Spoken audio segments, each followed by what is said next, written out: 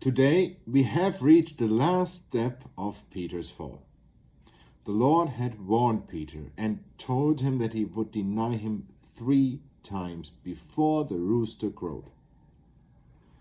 Peter went his way regardless, and now the final denial takes place. It's the result of Peter's condition of heart that became so obvious to us in the last videos of this series. We finished the fall of Peter with Matthew chapter 26, verse 74 and 75.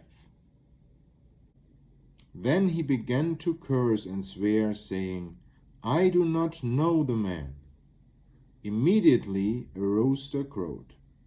And Peter remembered the word of Jesus, who said to him, "Before the rooster crows, you will deny me 3 times." So he went out and wept bitterly.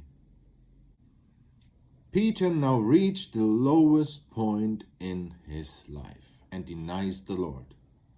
In the midst of enemies, under the influence of the flesh, he can no longer face even simple questions with spiritual strength, but falls as soon as the temptation comes.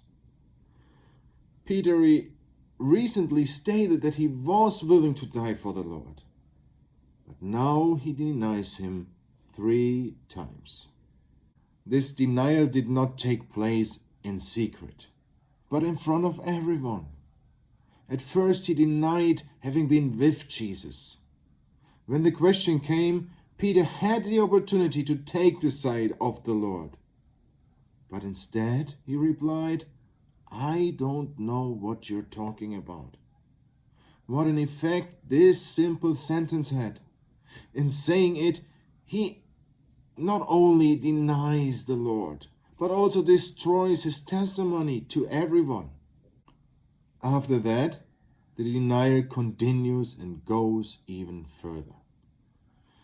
Peter goes into the gateway, and another woman sees him and realizes again that Peter was with Jesus the Nazarene. But what does Peter do now? Does he now take the side of the Lord? Unfortunately not. Now he goes further. He denies and swears that he doesn't even know the Lord.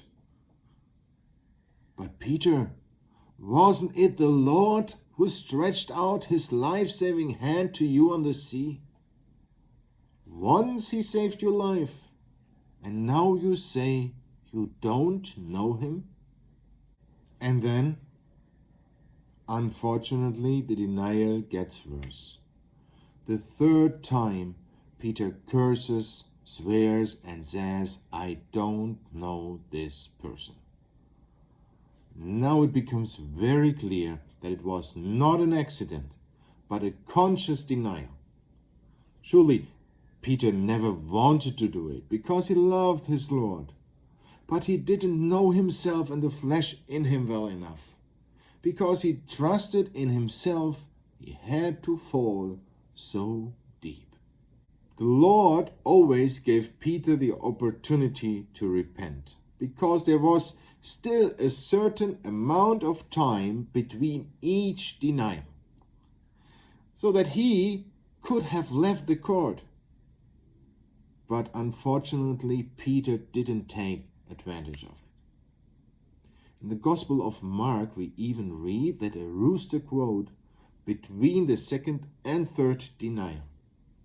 That was certainly an additional warning from the Lord that Peter ignored. And again, we notice how similar we are to Peter.